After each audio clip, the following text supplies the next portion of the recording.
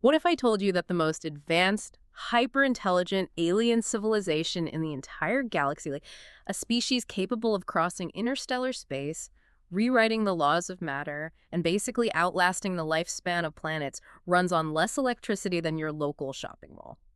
It sounds completely counterintuitive. I mean, we're deeply conditioned to believe that technological superiority requires a massive, almost incomprehensible output of energy. That is the image we all have, isn't it? When you look up at the night sky and try to picture a truly advanced alien empire, your brain almost immediately goes to the cinematic. Wow. You picture, blazing exhaust trails from starships the size of moons. You imagine entire solar systems wrapped in these huge megastructures, glowing with the harnessed power of a captive star. Absolutely. We have this aesthetic of pure, unadulterated industrial dominance. But today, we are going to completely shatter that image. We are looking at a stack of sources, primarily a genuinely paradigm-shifting piece called Beyond the Kardashev Scale, The Case for Biological Sophistication. And it really is a fascinating read. It's incredible. And the mission of our deep dive today is pretty radical. We are going to completely dismantle humanity's most famous yardstick for measuring advanced alien intelligence. And, in the process, we have to fundamentally rethink what it actually means to be an advanced civilization. Which is a tall order. It is. Okay, let's unpack this. We have to start with the baseline. Hmm. Where does this obsession with giant, energy-guzzling galactic empires actually come from? Well, we have to travel back to 1964 to the Bayurikin Astrophysical Observatory in Soviet Armenia. Okay. We are in the middle of the Cold War. The space race is in absolute high gear. And a Soviet astronomer named Nikolai Kardashev publishes a very short but incredibly influential paper. Huh. He was asking a brilliantly practical question. Which was? If an extraterrestrial civilization is out there, how do we actually detect them across the staggering, almost incomprehensible distances of interstellar space? Because, space is big. You can't just look for a city light through a telescope. The distances just swallow up any normal visual evidence. Kardashev realized that. You need a signal that can cross the void. And his answer was grounded deeply in the physics of his era, specifically thermodynamics and radio astronomy. Right. He reasoned that a truly advanced society would require enormous amounts of energy to sustain its technology. And the fundamental laws of thermodynamics dictate that doing physical work using massive amounts of energy inevitably produces waste heat. Let me make sure I'm wrapping my head around the physics here. Basically, no machine is 100% efficient, right? Exactly. Whether it's a car engine or a nuclear reactor, some of that energy is lost as heat. So Kardashev is saying the more fuel an alien civilization burns to run their giant machines, the more thermal exhaust they dump into space, even if that exhaust is just, infrared radiation. Yeah. And that thermal exhaust would theoretically be detectable by our instruments. Huh? From this foundational premise, Kardashev derived three distinct, easy-to-grasp categories to measure the advancement of any civilization in the universe. And it's based entirely on how much energy they can harness and consume. Let's lay out these famous types for the listener because they have basically become the alphabet of science fiction. So Type I is a civilization that has mastered and utilizes all the energy available on its home planet. Okay. We're talking about roughly 10 to the 16th power watts of energy. They harness all the solar, geothermal, wind, and oceanic energy their entire world receives and produces. A planetary master, they control the weather, they mine the core, they use every drop of juice the rock has to offer. Exactly. Then you scale up to Type II. A Type II civilization has vastly outgrown its planet. They are capable of harnessing the total energy output of their parent star. Wow. That's about 10 to the 26th watts. This is where you get the famous concept of the Dyson sphere. A massive mechanical megastructure built to physically enclose a star and capture every single photon of its energy before it escapes into deep space. Which is just a mind-boggling leap. You go from mastering a rock to literally caging a fusion reactor in the sky. Right. And then there is the final step. Type III, a civilization that commands the energy of an entire galaxy, 10 to the 36th watts.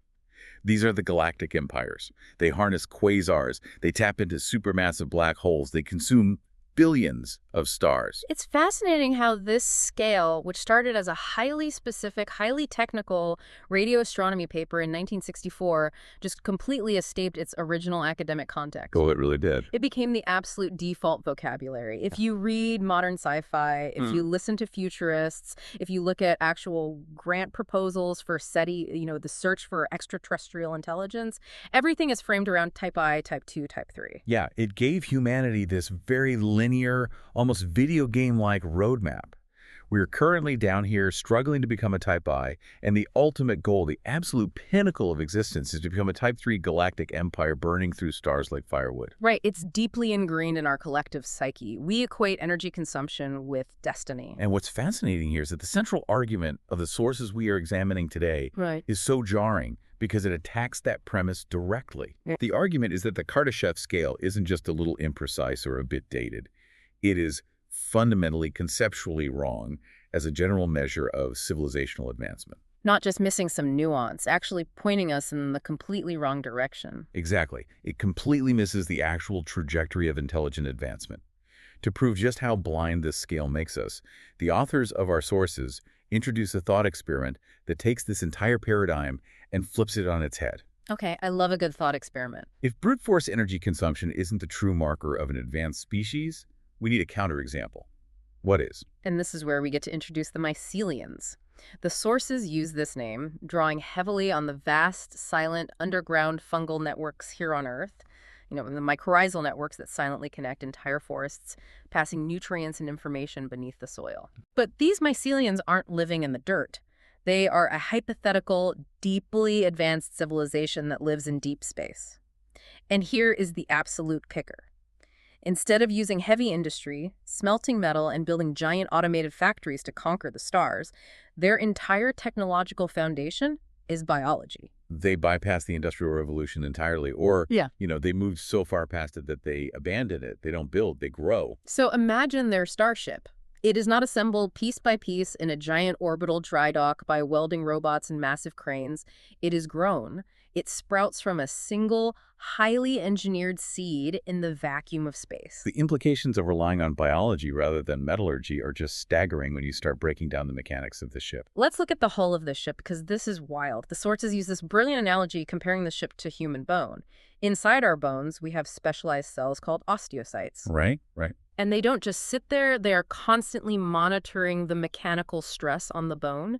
If you start lifting heavy weights or if there's a microfracture from a fall, these cells detect the strain. They signal other cells to get to work depositing new calcium, tearing down old tissue, and reinforcing the physical structure in real time. Exactly. Apply that exact biological mechanism to a starship. The mycelian ship's hull isn't made of dead titanium. It's made of diamondoid fibers, an incredibly strong carbon-based, radiation-resistant material. But the matrix is alive. It is secreted by living, specialized cells embedded continuously throughout the hull itself. It's a living matrix. Yeah. This completely changes the paradigm of maintenance and survival in space. Say a micrometeoroid punches a hole in the side of the ship while it's traveling between stars. On a human-built ship, this is a crisis. Oh, a massive crisis. Alarms go off, automated bulkheads slam shut, and you have to send out a crew in pressurized spacesuits with a metal patch and a welding torch, desperately hoping you have the exact right spare parts in the cargo bay. But on the mycelian ship, there are no alarms.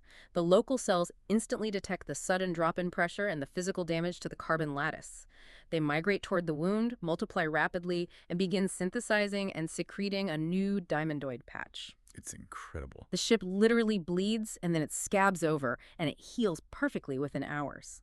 There is no spare part inventory. The ship is the spare part factory. And what is crucial to emphasize for the listener here is that this isn't fantasy magic or distant sci-fi speculation.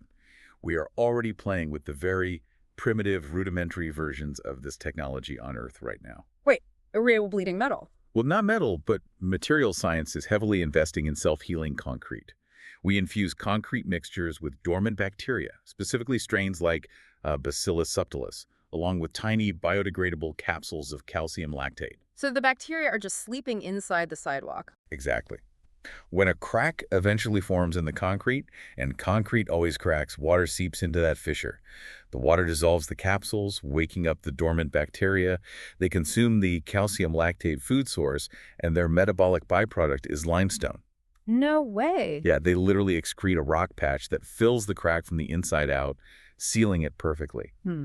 We also have self-repairing polymers that use embedded microcapsules of resin that rupture and harden when the material is damaged. Okay, so the mycelians have simply taken a concept we already know works in a laboratory and scaled it up to an interstellar civilizational level. Precisely. They replaced the entire fragile mechanical industrial supply chain with self-sustaining biology. But that raises a massive mechanical question for me. Go for it. If you have a living ship, a biological entity a kilometer long floating in the absolute void, how does it move? I mean, you can't just strap a massive chemical rocket booster to a biological organism and light it on fire. No, you definitely can't. And chemical rockets are incredibly inefficient, incredibly violent, and require you to carry massive dead weight in the form of fuel tanks. The mycelians use a completely different propulsion paradigm called magnetotactic organelles. Okay, I need to understand the mechanism here. How do you move a ship with an organelle? Think about the invisible geography of space. It isn't empty. Stars produce massive magnetic fields. Planets have magnetic fields. The solar wind drags magnetic field lines throughout the entire heliosphere. Right.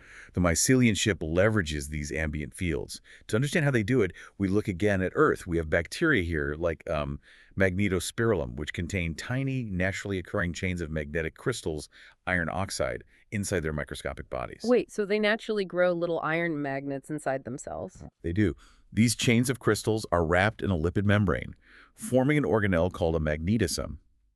The bacteria use these magnetosomes like an internal compass needle. The magnetic force aligns the bacteria perfectly with Earth's magnetic field lines, allowing them to navigate up and down through the water column of a pond using tiny spinning tails called flagella. Oh, wow. They use the planet's magnetic field as a physical track. Okay, so the mycelians scale this up.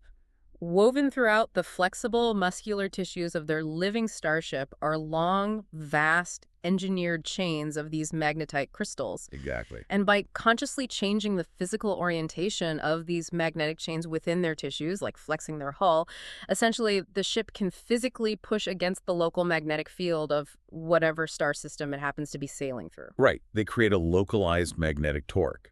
It is a biological version of a magnetic sail. I'm picturing a surfer catching a wave. But like, how fast is that? If you are just pushing against an invisible magnetic field with biological magnets, is it a powerful engine? It is the exact opposite of powerful in terms of raw physical force. The thrust generated by pushing against a stellar magnetic field like this is minuscule. We are talking about fractions of a millinewton of force per ton of Starship mass. So nothing. Basically nothing. If you turn this engine on while sitting on Earth, you wouldn't even be able to push a piece of paper across a desk. It's barely a whisper of acceleration. That sounds completely useless for interstellar travel. It would be if space had friction. But space is a vacuum. There is no air resistance to slow you down. In a vacuum, if you apply a tiny pressure continuously, year after year, decade after decade, your speed builds and builds and builds. Right, because nothing is stopping you. Exactly. A mycelian ship can traverse an entire solar system this way, building up to incredible velocities over time. But the most important part of this mechanism is that it costs zero propellant. Right. They don't have to carry millions of tons of liquid hydrogen and oxygen. Their fuel is the ambient magnetic environment itself. Which brings us to the absolute megawatt shocker of this whole thought experiment. When you combine this hyper-efficient, self-contained biological metabolism with a propellantless magnetic travel system, the energy numbers required to keep this civilization alive just drop through the floor. Not dramatically. According to the sources, this entire mycelian ship, which again is a kilometer-long, living, thinking, self-repairing vessel carrying an advanced civilization, runs on a total power budget of approximately 1 megawatt. 1 megawatt to power a starship. I want to contextualize that number for the listener because it is delightfully absurd. Let's look at our own technology. A single modern nuclear aircraft carrier in the United States Navy, powered by 2 A4W nuclear reactors, uses roughly 200 megawatts of power just to move through the water and keep the lights on. Yep. The International Space Station, which is basically a few tin cans bolted together floating in low Earth orbit, Uses about zero point 0.1 megawatts of solar power just to keep the life support running for a handful of astronauts. Yeah. And humanity as a whole right now, across the globe, burning coal, splitting atoms, and spinning wind turbines, uses about 20 trillion watts of power. It's massive. Yeah. And Carl Sagan famously created a logarithmic extension of the Kardashev scale to include smaller subplanetary numbers so we could rank ourselves. Yeah. Humanity currently sits at a 0.73 on that scale. We are loudly and proudly knocking on the door of becoming a Type I civilization. But the mycelians, 1 megawatt. If you take this incredibly advanced biological ship and plot them on the Kardashev scale, they aren't a Type 3, they aren't a Type 2, they aren't even a Type 1. Next to us, mathematically, they are completely subprimitive. Right. If Nikolai Kardashev pointed his radio telescope at them and measured their energy signature, his metric would classify them as a species that barely just discovered the steam engine. And that glaring discrepancy is the crux of the entire argument. Now, I'm going to push back here on behalf of the listener because my brain is still kind of stuck in the Kardashev mindset. If this ship uses less power than a single aircraft carrier, how can we legitimately call them advanced? I mean, we are taught from grade school that advancement equals capability, and capability requires massive amounts of energy. You can't build a skyscraper with a hand drill. If they're sitting at 1 megawatt, they are functionally primitive compared to our sprawling global trillion-watt industrial machine, aren't they? You've just articulated the exact trap the Kardashev scale sets for our imagination. Yeah. We assume power equals progress. But power consumption is a terrible, highly flawed proxy for capability. How so? Measuring a civilization's advancement by its energy consumption is like judging the quality of a novel by how much ink the printing press spilled on the floor. Oh, I like that. It measures the fuel, not the engine. To prove that, we have to look beyond raw watts and compare the actual tangible mechanical metrics of what humanity can achieve today versus what this hypothetical 1 megawatt mycelium ship can achieve. Okay, let's do the side-by-side comparison. We've established they use almost zero power. Now we have to prove they are vastly superior to us despite that low power budget. The source material lays out several specific metrics. Let's start with information density. How much data can you pack into a physical space? So for humanity in the 2020s, our absolute pinnacle of data storage is silicon NAND flash memory. Okay. This is the solid-state architecture inside your smartphone, your laptop, and the massive server farms powering the internet. We use microscopic floating gate transistors to trap electrons, representing ones and zeros. With our most advanced 3D stacking techniques, we can pack about 10 to the 18th bits of information into a single cubic meter of space. That is genuinely impressive. We can put the entire library of human knowledge into a box the size of a refrigerator. But then you look at the mycelians. Because they use biology, they aren't trapping electrons in silicon. They are storing their information in the base pairs of DNA. Yes, and DNA is the most efficient information storage medium in the known universe. By utilizing the four-letter alphabet of adenine, cytosine, guanine, and thymine, the mycelium information density sits at 10 to the 24th bits per cubic meter. Wait, I know DNA degrades. If I leave a hard drive on a shelf, the data rots eventually, sure, but doesn't biological data mutate or break down from cosmic radiation? It does, but they utilize enzymatic error correction to keep the data perfectly stable. I'm trying to visualize that. Are enzymes basically acting like biological IT guys running down the server racks? That is a phenomenally accurate way to look at it. Enzymes are specialized proteins. In a biological data storage system, specific enzymes constantly slide along the double helix of the DNA strand. They are physically feeling the shape of the molecule. Wow. If a cosmic ray hits the DNA and knocks a base pair out of alignment, creating a physical bulge or a mismatch in the sequence, the enzyme detects that structural anomaly. It physically snips out the corrupted section, reads the backup copy on the opposite strand, and pastes in the correct nucleotide. It is molecular-level proofreading happening millions of times a second. So they literally have microscopic IT guys fixing corrupted files in real time, completely autonomously. And because of this, their data density is 1,000,000 times denser than our best silicon. 10 to the 24th versus 10 to the 18th. Exactly. Plus, DNA doesn't require constant electricity just to remember the data, unlike our server farms, which require massive HVAC cooling systems and constant megawatts from the power grid just to keep the hard drives from melting. So, point to the mycelians. Let's look at the second metric, self-repair time. Specifically, the source looks at how long it takes a civilization to replace 50% of its functional mass without outside help. And for humanity, this metric exposes a glaring existential vulnerability.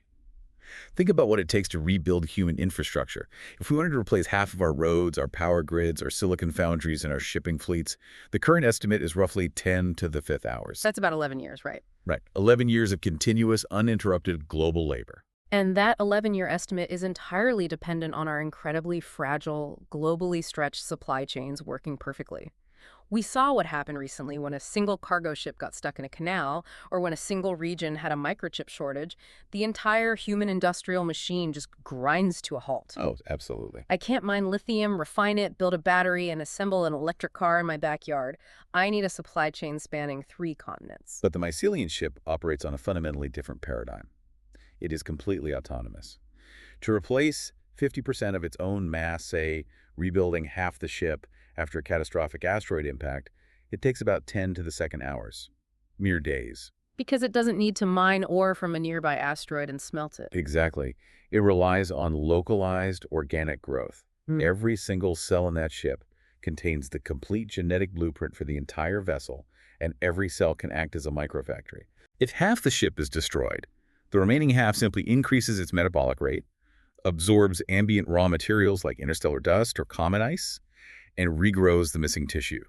It's the difference between ordering a highly specific replacement part from a specialized factory across the ocean, hoping the shipping lanes are open, versus your own skin effortlessly healing a massive cut. That localized autonomy is just incredible.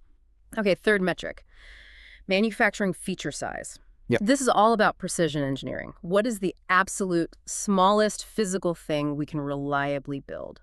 Well, the absolute pride of human engineering right now is the semiconductor fabrication plant. Mm-hmm. Companies like TSMC and ASML build massive, multi-billion-dollar facilities with extreme clean rooms.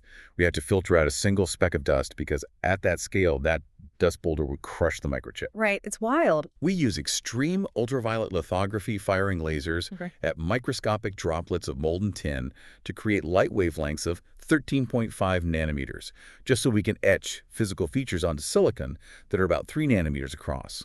It requires extreme vacuums, extreme temperatures, and staggering amounts of energy. And the myceliums. Because they use enzyme-mediated assembly, they completely bypass the need for a multi-billion-dollar laser clean room. Right. They are naturally building structures molecule by molecule, assembling proteins and diamondoid lattices at the 1 nanometer scale. They beat our most advanced, expensive physics experiments, and they do it at room temperature in a wet, sloshy cellular soup using basic proteins. Which naturally feeds into the next metric the sources highlight, adaptability. How fast can you physically change what you are manufacturing? If humanity decides it needs to completely retool a factory, say, a massive plant needs to switch from manufacturing combustion engine cars to building electric vehicles. It takes months, sometimes years. You have to physically tear out the heavy steel machinery, design and install new robotic arms, completely rewrite the software architecture, and negotiate entirely new global supply lines for different raw materials. It's physical, grinding heavy lifting. The mycelium chip, on the other hand, can change the physical properties of its hull or its internal life support systems in a matter of hours. How? The sources mention viral vector reprogramming. I'm trying to visualize this. Does that mean the ship basically gets sick in order to upgrade itself?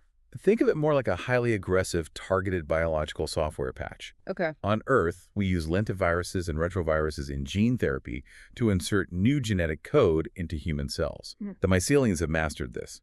If the ship needs to suddenly increase its radiation shielding because it's entering a highly radioactive nebula, the ship's internal nervous system synthesizes a custom-designed virus. This virus carries the new genetic instructions for denser melanin production. The virus sweeps through the ship's biological network, infecting the hull cells.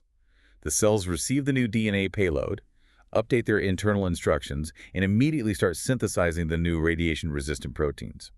The physical hardware is updated via a biological software download. The hardware is the software. That is deeply unsettling, but undeniably brilliant. And the final metric, which acts as the absolute nail in the coffin for Kardashev's whole philosophy, waste heat. Yes. This is the metric that truly exposes the flaw in our industrial mindset.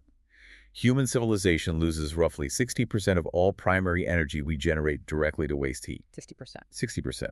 We burn millions of tons of coal, we split heavy atoms in nuclear reactors, we ignite natural gas, and more than half of that hard-won energy just bleeds off into the atmosphere as useless thermal energy. Our mechanical thermal generation is staggeringly inefficient. A Carnot engine has strict physical limits on efficiency based on temperature differences. It's an embarrassing waste when you look at the math. Meanwhile, the mycelium ship loses less than 0.1% of its energy to waste heat. How is biology that much more efficient than a steam turbine? It's metabolic recycling.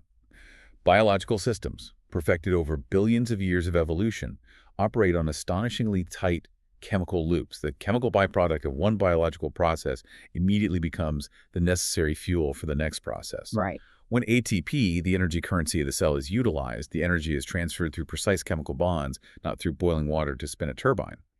This system is almost a perfectly closed thermodynamic loop. So if we look at the whole picture, by every single measurable metric of capability, data storage density, physical resilience, manufacturing precision, hardware adaptability, and thermodynamic efficiency, the myceliums absolutely eclipse us. As the source material explicitly says, they are not our inferiors, they are our successors. Yep. And yet the Kardashev scale looks at this godlike biological vessel and says, nah, they don't even rate on the chart because they aren't burning a star to power a toaster. The scale is entirely blind to them. This naturally forces us to ask the big question. Nikolai Kardashev was a brilliant astrophysicist. He wasn't a fool. So why did he miss this? How could a yardstick that has defined a half-century of hard science and science fiction be built on such an elegant, massive error? To understand that, we have to deconstruct the three hidden assumptions buried deep within the text of that 1964 paper. Kardashev was fundamentally a product of his time, and his scale perfectly reflects the technological blind spots of his era. Let's look at assumption number 1. Energy is the bottleneck to progress. In 1964, if you wanted to do something highly advanced, you needed massive brute force power. The most cutting-edge technologies Kardashev saw around him in the Soviet Union and the West were things like massive radio dish transmitters blasting signals to space, giant particle accelerators, and thermonuclear bombs. Right. In that specific historical context, it made complete logical sense to assume that the path to higher civilizational capability is literally paved with higher and higher power consumption. You want a bigger explosion, you need a bigger bomb. But history actually took a totally different path, a path he didn't foresee. The real revolution in capability wasn't about getting bigger and louder, it was about getting smaller and quieter. The sources point out the history of miniaturization, which totally breaks Kardashev's first assumption. Let's look at the evolution of computers. Think about the ENIAC computer built in 1945. The famous room-sized calculator? Yeah, this thing was an absolute behemoth. It filled a massive 1,500 square foot room, it weighed 30 tons, and it relied on 18,000 glowing, fragile vacuum tubes. To perform a measly 5,000 basic addition operations per second, it consumed 150 kilowatts of power. The legend is that it dimmed the city lights in Philadelphia when they turned it on. Now take out the smartphone in your pocket today. Your smartphone performs roughly 1 billion operations per second, dwarfing the ENIAC, and it does it running on a battery that outputs about 2 watts of power. That is a 75 million factor improvement in computational operations per joule of energy. It's astounding. The actual trajectory of our most advanced technology wasn't toward building a computer the size of a city that required a nuclear reactor. It was a desperate race toward using vastly less power per operation. And physics actually provides a strict theoretical roadmap for this race. The source introduces a concept called Landauer's principle. Formulated by Rolf Landauer in 1961, it defines the theoretical lower thermodynamic bound of energy required to perform a computation. Specifically, the energy required to permanently erase a single bit of information. Wait, why does erasing information cost energy? It comes back to entropy. When you erase information, you are decreasing the entropy within the computer's memory. The second law of thermodynamics states that overall entropy must increase, so the decrease in internal entropy must be expelled as physical heat into the environment. Oh. There is a hard mathematical limit to how small that heat loss can be. Currently, our silicon computers are many, many orders of magnitude above Landauer's theoretical floor. We are wildly inefficient. A truly advanced civilization isn't racing away from that limit by burning stars to power giant, inefficient servers. They're racing toward it, trying to compute with the absolute minimum physical energy possible. The myceliums, using ATP-powered ribosomes and biological proofreading at the molecular scale, are much, much closer to Landauer's limit than we could ever hope to be with silicon, which perfectly sets up assumption number 2. growth inherently means more consumption. This is a very 20th century, deeply industrial, almost Malthusian trap of an idea. The assumption is that as a civilization gets smarter, larger, and more complex, its appetite for physical resources must scale linearly. More people means more machines, which means you need more stars to fuel them. It assumes that the end goal of civilization is brute force, cancerous expansion. But growth can be qualitative, not just quantitative. If an advanced civilization learns to recycle its waste heat perfectly through metabolic loops, if it learns to compute near Landauer's limit with almost zero energy loss, and if it can harvest the ambient gradients of the universe, like riding the magnetic fields of stars, it simply doesn't need to capture a star. Right. It just needs a highly clever, highly refined metabolism. I have to bring in the analogy from the source text because it is hilarious and devastating to the whole idea of building a Dyson sphere. Oh, the billionaire analogy. Yes. Imagine you are a highly advanced mycelial civilization. You have engineered your biology so perfectly that you can run a kilometer-long interstellar starship packed with 1,000,000,000,000 times more data than Earth on a single megawatt of power. The idea of undertaking the greatest physical engineering project in the history of the universe, tearing apart planets to build a mechanical shell around a star to capture 10 to the 26th watts of power, is completely absurd. The text says, it's like a billionaire spending all their time wandering the streets collecting pennies off the sidewalk. Why would you build a galaxy-spanning infrastructure to solve an energy crisis you literally don't have? You wouldn't. A Dyson sphere, under this new biological paradigm, is not a symbol of ultimate power. It is a monument to profound energy scarcity and staggering inefficiency. If you have solved scarcity through perfect biological efficiency, the giant sphere is pointless. That is a massive perspective shift. It makes the Dyson sphere look primitive. Ah. Okay, let's move to assumption number 3, which the sources argue is the deepest, most ingrained assumption of all. Physics is the only limit, and biology is secondary. Right? And we have to remember Kardashev was a physicist. He looked at the universe strictly through the lens of thermodynamics, gravity, and electromagnetism. When he thought about the ultimate limits of technology, he naturally thought about astronomical limits, stars, and galaxies. When he completely missed what his specific discipline blinded him to was biological information processing. He didn't view biology as a technology. Precisely. He didn't consider that mechanisms like Darwinian evolution, cellular developmental biology, immune system memory, and neural network adaptation are actually forms of highly advanced computation that completely bypass the need for massive industrial foundries and gigawatts of electrical power. And we don't even have to look to deep space to see proof of this. Earth biology already outperforms our best human technology by astronomical margins. Just look at the human brain. We carry around a 3-pound lump of wet, sloshy tissue inside our skulls. Right. It runs on about 20 watts of power, roughly the equivalent of a dim LED light bulb. Yet on that 20 watts, it can instantly perform complex real-time visual recognition, navigate highly nuanced motor control to catch a flying ball, and learn a completely new abstract concept from a single exposure. Compare that to our most advanced technology. Our biggest billion-dollar supercomputers, like the Frontier system at Oak Ridge, require massive cooling towers and over 20 megawatts of power constantly drawn from the grid. And despite that massive industrial footprint, they still struggle to match the adaptability of a human toddler navigating a messy room. It's true. The architecture of biology neuromorphic processing is inherently superior to the von Neumann architecture of silicon chips for complex tasks. Or look at the manufacturing power of a single seed. An acorn doesn't require a steel factory, a robotic assembly line, or a global supply chain of parts. It contains a compressed, highly efficient developmental software program in its DNA that simply unpacks itself. It draws on ambient local resources, dirt, water, and ambient sunlight to autonomously build a massive, complex, three-dimensional organism spanning 100 feet into the air. Or look at the speed of bacterial adaptation. We put a team of highly trained human engineers with PhDs in a state-of-the-art laboratory, give them hundreds of millions of dollars in funding, and it takes them months, often years, to design a single new synthetic molecule for a drug. Yeah. Meanwhile, a wild colony of bacteria can evolve complete resistance to a novel antibiotic in a matter of days. They achieve this through rapid biological iteration and horizontal gene transfer, literally passing the genetic code for resistance to each other like a flash drive. The biology is the technology. The mycelians aren't breaking the laws of physics or inventing magic. They are simply the logical, interstellar extension of this biological paradigm that already exists everywhere on our planet. Okay, I am fully on board with the concept that a biological paradigm is vastly superior to a clinky industrial one. But I have to play devil's advocate here, because when you talk about taking wet, squishy biology and putting it into the absolute void of deep space, things get very complicated. Space is famously violently lethal, so we need to stress test this thought experiment. How did the mycelians actually survive the void? Skeptics have some very valid objections to a living starship. They absolutely do, and addressing them is crucial. The first major objection skeptics raise against the mycelium biological model is speed.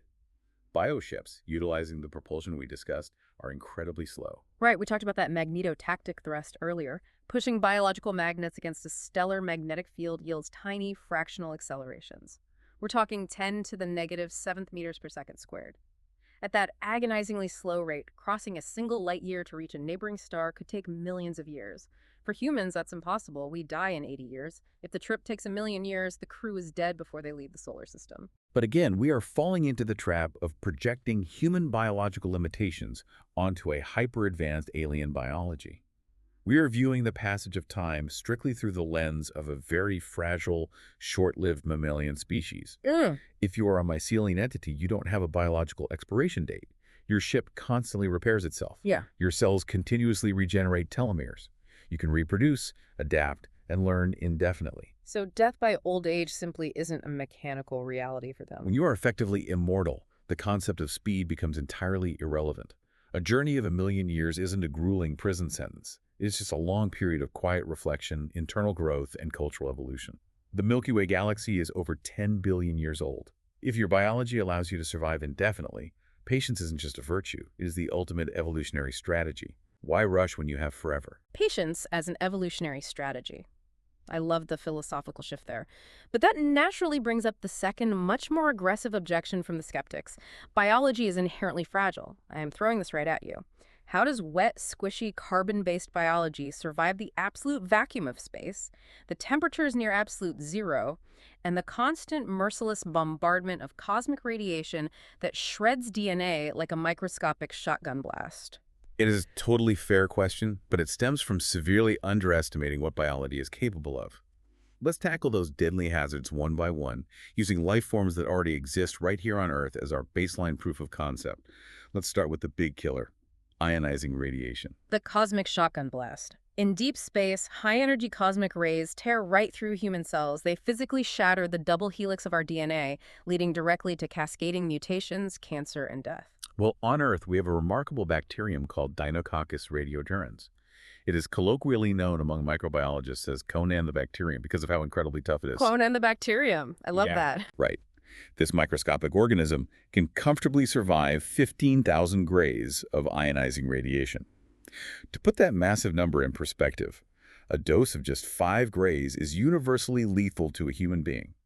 This bacterium survives a blast 3,000 times our lethal limit. Wait, how does it actually do it? Does it secrete a biological lead vest or something? No, it takes a much more elegant approach. It fully embraces the inevitable damage. Deinococcus radiodurans maintains multiple redundant backup copies of its entire genome, organized in a dense toroidal ring structure. Okay. When a massive blast of radiation hits it and physically shatters its DNA into thousands of disconnected fragments, it doesn't die. Its incredibly aggressive, highly specialized DNA repair proteins, like RAFI, immediately swoop in.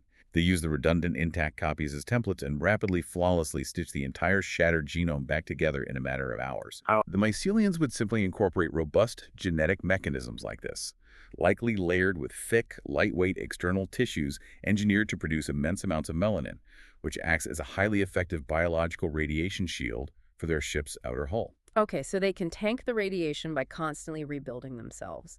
What about the absolute vacuum of space? I know from basic physics that if you put a human in a vacuum, the rapid drop in pressure causes the water in our tissues to rapidly boil and expand. Our cells would literally rupture. I can't imagine any wet biological tissue holding up to zero pressure. For vacuum survival, we look to the famous tardigrade or the water bear. These microscopic animals have been subjected to the absolute vacuum of space in low Earth orbit experiments and survive perfectly. When a tardigrade is exposed to extreme deadly conditions like a total vacuum or severe dehydration, it enters a suspended state called anhydrobiosis. What actually happens during anhydrobiosis? The tardigrade actively expels almost all the water from its body. But to prevent its cells from collapsing, it replaces that water with a specialized sugar called tracellose. Prehalose, okay. This sugar undergoes a glass transition. It essentially turns the tardigrade's internal cellular machinery and membranes into a stable, solid, glass-like state. It preserves all the delicate protein structures indefinitely, preventing them from rupturing in the vacuum. A mycelium bioship could easily utilize similar desiccation-resistant cellular states, turning its outer epidermal layers into living glass while in deep transit. Turning their outer hull into a living glass shield to hold back the vacuum. That is terrifyingly cool. And what about temperature? Deep space is just a few degrees above absolute zero. Also entirely solvable with known biology. Many organisms on Earth, like certain Arctic flounders and insects, produce highly effective antifreeze proteins that bind to microscopic ice crystals, preventing them from expanding and rupturing cellular walls.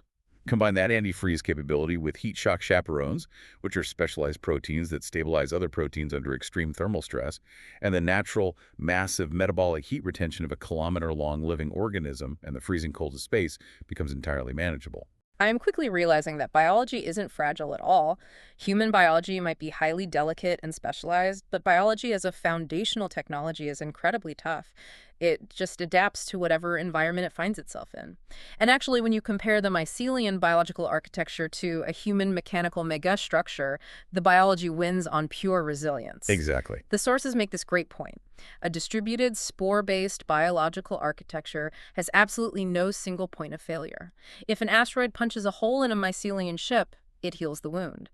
But if you try to build a Dyson sphere, you are building a rigid mechanical structure the size of a solar system, with trillions of moving metal parts, struts, and welded joints, subjected to immense shifting gravitational shears and thermal stresses.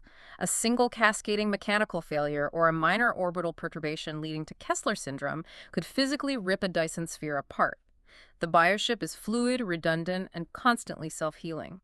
The megastructure is brittle, which perfectly answers the final objection skeptics usually throw out.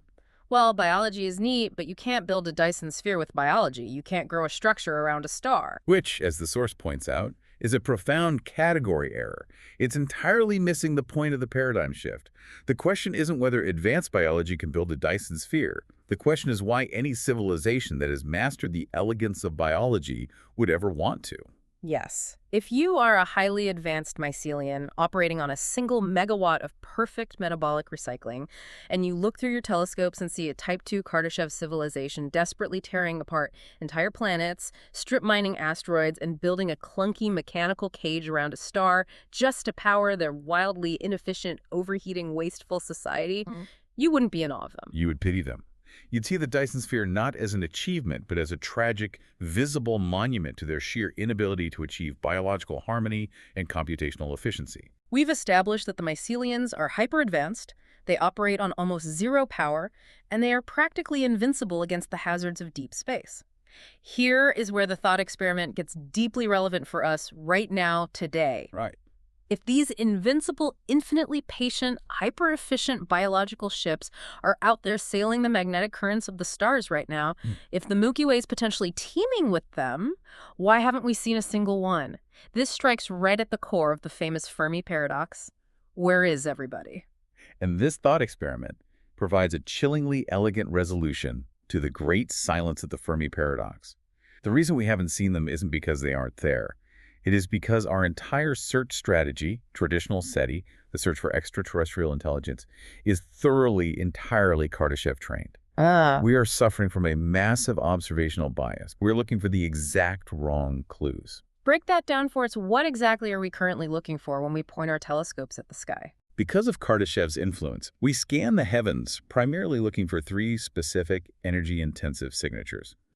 First, we look for narrowband radio signals. We assume an advanced species will build giant radio transmitters to deliberately beam loud, high-energy messages across the cosmos, much like we did with the Arecibo message in the 1970s. We assume they want to talk, and we assume they will use radio to do it. But what if the mycelians don't use radio waves? Why would a highly efficient, stealthy biological civilization build huge metal radio dishes? They might communicate locally via modulated bioluminescence, or perhaps they use low-energy, highly directed neutrino bursts that pass right through matter. If they use any method other than high-power radio waves, our massive radio telescopes are completely deaf to them. We are stubbornly listening for an AM radio station broadcast, and they are communicating via encrypted fiber optics. What's the second thing SETI looks for? Waste heat. This goes directly back to thermodynamics. We look for large infrared excesses in star systems, operating under the assumption that a civilization running massive industrial foundries or building megastructures will inevitably leak massive amounts of thermal energy into their surrounding environment. But we literally just established that the mycelium ship recycles almost 100% of its energy. Its biological metabolic loops are so insanely tight that its external hull temperature would barely register a few degrees above the cosmic microwave background. They have no massive thermal exhaust. To an infrared telescope, they are thermally invisible. They leave absolutely no thermodynamic footprint. And the third major signature we look for is megascale engineering. We stare at stars waiting to see if they dim unnaturally, which might indicate a massive artificial object like a Dyson sphere passing in front of it and occulting the light. But the mycelians don't build megastructures. Their ships are maybe a kilometer long, drifting through the void. Against the blinding, massive backdrop of a star, a kilometer-long, dark, cold biological object is completely and utterly imperceptible from Earth. So you draw the logical conclusion. If you have a galaxy that is absolutely full of mycelian civilizations, billions of quiet, highly efficient, low-power, biological ships drifting perfectly through the magnetic currents of interstellar space, what does that galaxy look like to humanity's current suite of telescopes? It looks completely, utterly empty. We could be staring right at a massive fleet of them, and we would see absolutely nothing. We assume the galaxy is dead because it's not noisy. As the text eloquently says, we are deaf, not alone. It is a profound humbling of our scientific ego. We are looking for cosmic construction workers while the galaxy is filled with cosmic gardeners. If the Kardashev scale is this deeply broken and it's literally hiding the universe from us by blinding us to biological advancement, we have to throw it away. But we can't just operate with no metrics. We need a new yardstick to measure what advanced actually means. And Carl Sagan's logarithmic expansion doesn't fix the core problem because it still relies entirely on raw power consumption. So the sources propose a multidimensional metric, a totally new way to score a civilization's prowess. Instead of relying on a single flawed number based entirely on watts, we need to look at a combination of actual capabilities. The source proposes 3 specific new scales, which are then fed into a master composite index. Let's break down the 3 fundamental components first. The first one is the information scale, denoted mathematically as I sub 0. This metric measures bits per second per kilogram.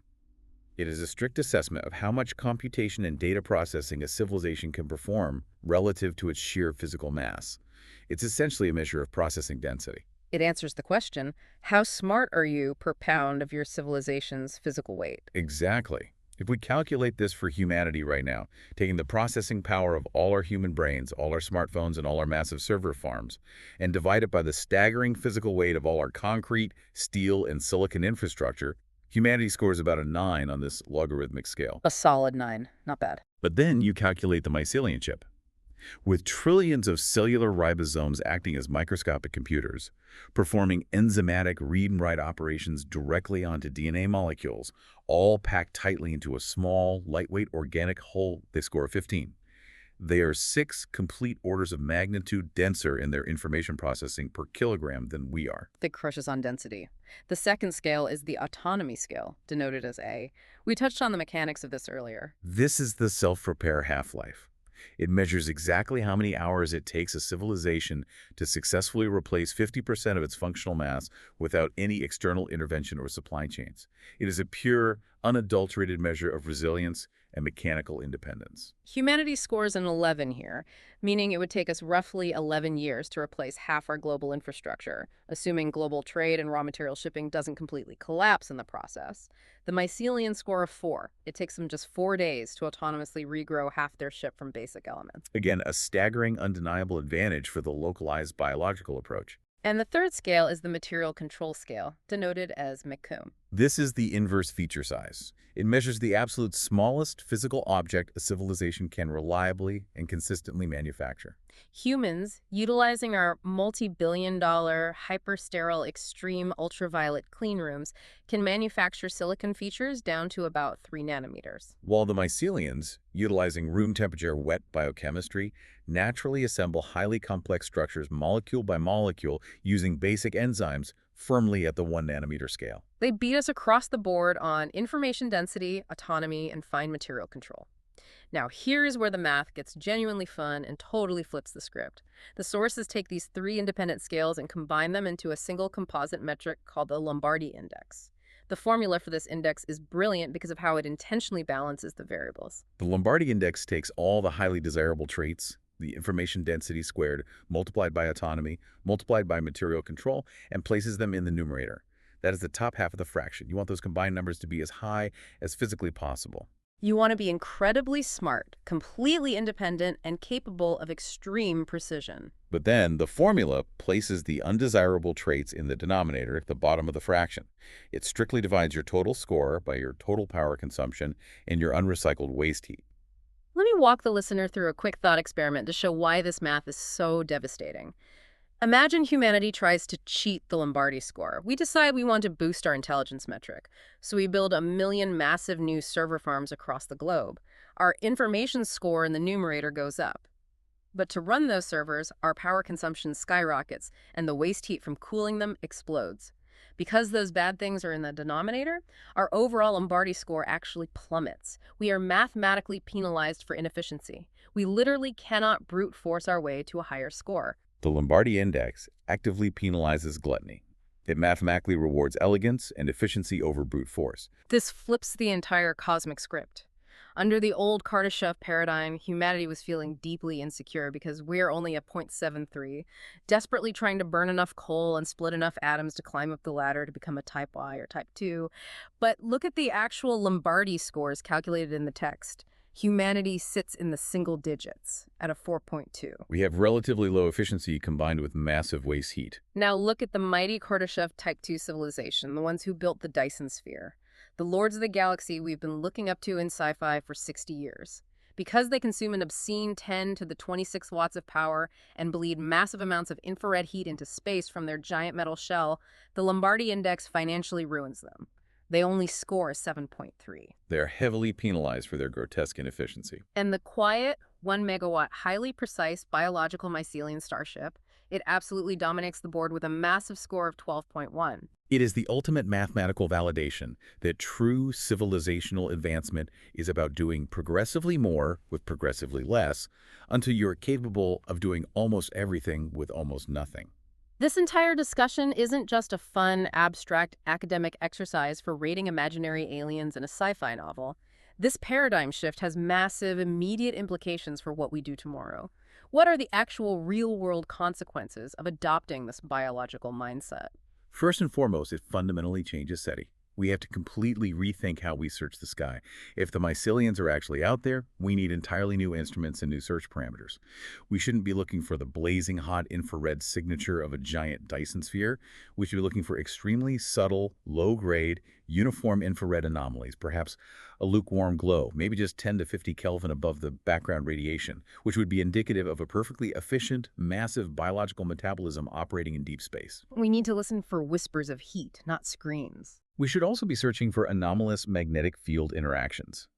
If millions of biological ships are sailing the magnetic currents of a stellar magnetosphere, they wouldn't leave exhaust trails, but they might create subtle, unnatural ripples or alpha wakes in that magnetic field.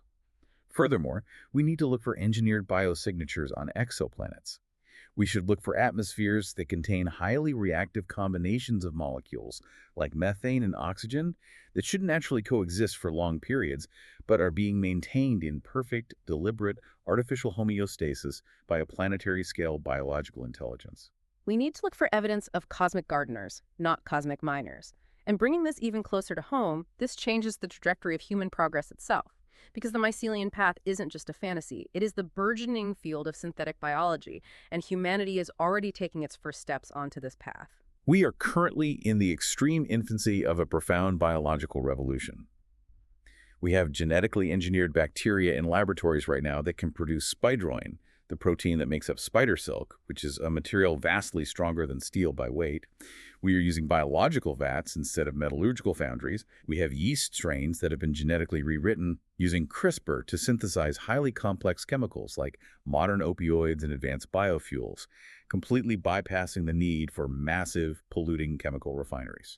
We talked about commercial DNA data storage earlier. That is a real, tangible technology being aggressively prototyped today. Major tech companies are heavily investing in using biology as the next generation of server farms. We have the self-healing concrete. We are slowly, painstakingly learning to manipulate the literal source code of life. If we extrapolate that current technological curve forward, it offers humanity an entirely alternative destiny. We don't have to follow the violent industrial Kardashev roadmap. We don't have to strip mine the asteroid belt, heavily pollute our solar system, and build a massive, fragile Dyson sphere just to prove we are an advanced species. We could choose to skip the Type 2 phase entirely. We could choose to become a Type I biological civilization. A civilization that actively achieves a zero-waste metabolism, profound autonomous resilience, and absolute material control through advanced room temperature biochemistry. We could perfectly heal our own planet while gently reaching for the stars, rather than destroying our home planet to build the industrial machines necessary to conquer the stars. Which brings us to this profound, almost philosophical divide in how we view the concept of progress itself. For the last century, our human definition of advanced has been inherently Promethean. It has been fundamentally about conquering nature, dominating it, and bending the physical universe to our will with extreme fire, brute force, and heavy steel. Nikolai Kardashev heavily endorsed and codified that exact view. He did. But the mycelium thought experiment embodies a radically different ecological view of the universe. It suggests that true, ultimate mastery isn't about exerting power over nature. It is about achieving absolute, seamless, invisible harmony with nature. The ultimate insight here is deeply beautiful. The most advanced, godlike civilization in the galaxy isn't the loudest one. It isn't the one violently wrapping stars in giant metal cages and screaming their presence across the radio spectrum for everyone to hear. It's the quiet one, the one that lives entirely on a whisper of energy, that heals its own wounds perfectly, and that possesses the profound wisdom to ask, do we really need this, before they consume the finite resources of a star? It makes the universe feel far more mysterious, incredibly complex, and undeniably more elegant. So what does this all mean for us? We started today staring into the blinding industrial light of the Kardashev scale, feeling small and inadequate because we didn't burn enough energy to rank on the cosmic scoreboard. But we've unpacked a reality where our 20th century obsession with brute force is exactly the thing holding us back from true advancement. By shedding that outdated assumption and fully embracing the concepts of extreme efficiency, biological autonomy, and molecular elegance, we open ourselves up to a universe that might not be empty at all. It might be absolutely teeming with quiet, unseen, incredibly patient masters of biology. You just have to develop the wisdom to learn how to listen to the silence. I want to leave you with a final thought to mull over, building on the profound paradigm shift we've explored today. If the ultimate trajectory of true technological advancement is relentlessly maximizing efficiency and minimizing waste, if the ultimate goal of a species is to refine your physical footprint until it is virtually zero, what if the most highly advanced civilizations in the universe have eventually become entirely indistinguishable from nature itself? The next time you look up at the deep black of the night sky, consider the possibility that what looks like empty space to us might actually be the absolute pinnacle of biological engineering. Thank you for taking this deep dive with us.